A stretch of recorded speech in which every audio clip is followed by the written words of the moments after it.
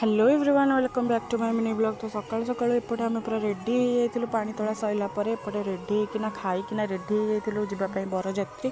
तो बरजात्री एपटे समस्त रेडी होकर गाड़ी में बसी जाइलु देन तापर बसिकिना मंदिर को समस्ते जाइलु भारी फास्ट।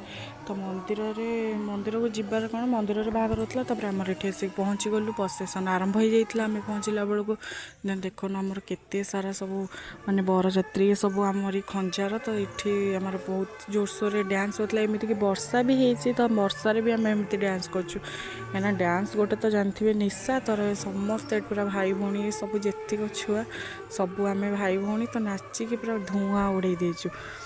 देन तापर एपटे आसी जाइलु पहुँची जाइलु कौटी मंदिर रे। तो आमको ये टाटा ग्लुकोन मिलता पीवाई समस्त बरजात्री को।